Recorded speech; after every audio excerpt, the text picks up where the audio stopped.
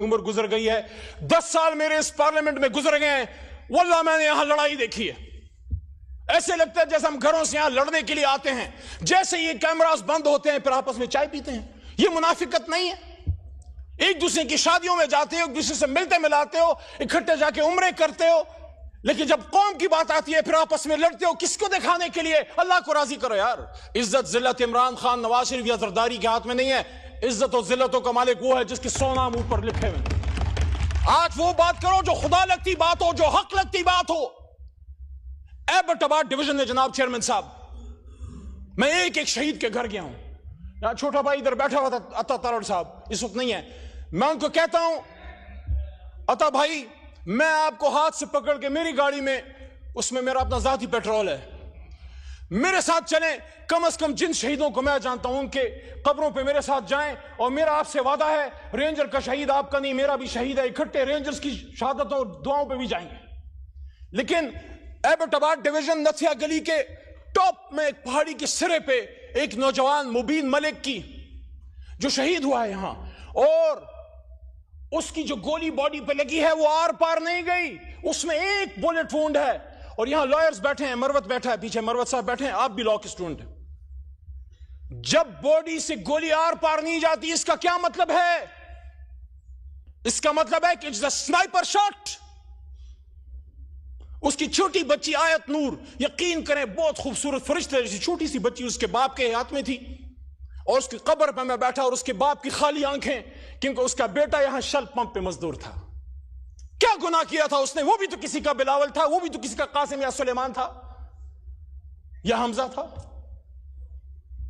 एबटाबाद का अब्दुल कादिर, उसका छोटा बेटा हिजबुल्लाह, रात के अंधेरे में जब आग हमने जलाई, उनके घर में बैठने की जगह नहीं है।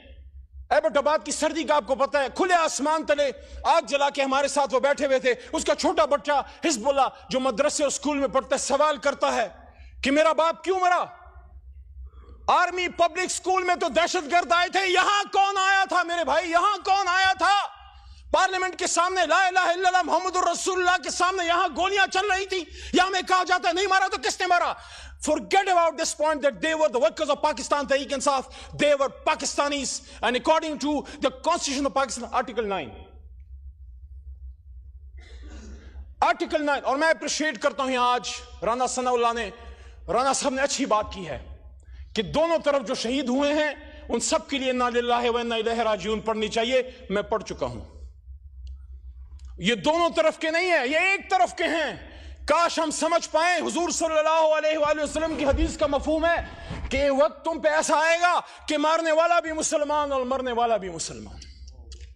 लेकिन मेरे भाइयों, मेरे पाकिस्तानियों, मेरे चेयरमैन साहब, आप खुद एक ऐसे सूबे से हैं जो हमेशा मुश्किलात का शिकार रही है, एक ऐसे शहर से हैं जहां हमेशा खून की होली खेली गई है।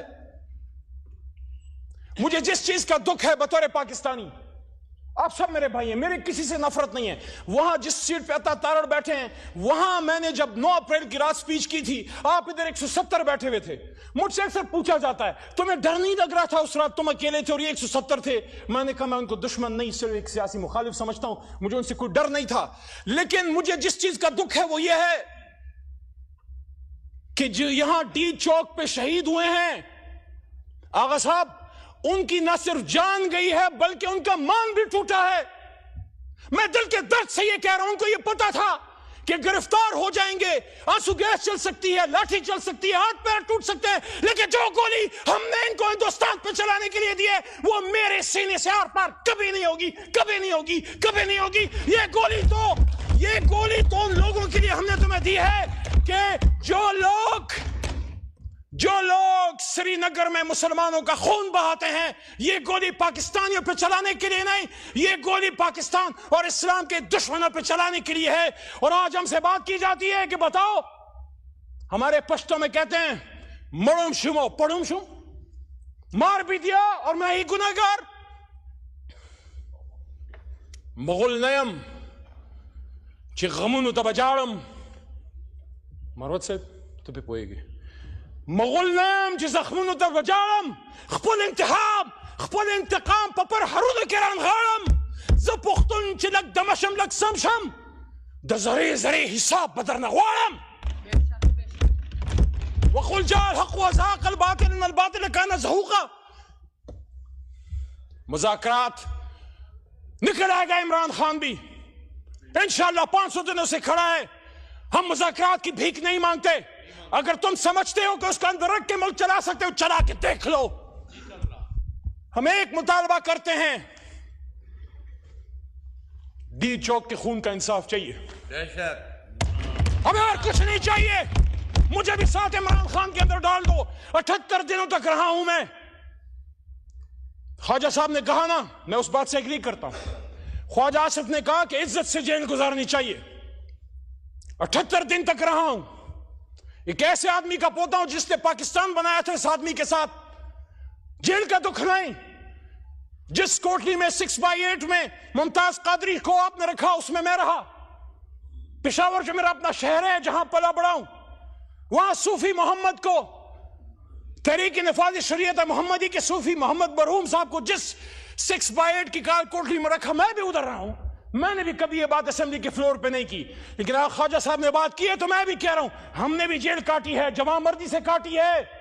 لیکن مجھے دکھ اس دن ہوا جب اپنے مردان میں جب میرے تمام 3 MPOs ختم ہوئے تو جو میرے سامنے چارج شیٹ رکھی گئی اس میں آرمی ایکٹ تھا, اس میں سیکرٹ ایکٹ تھا, اس میں ATC تھا.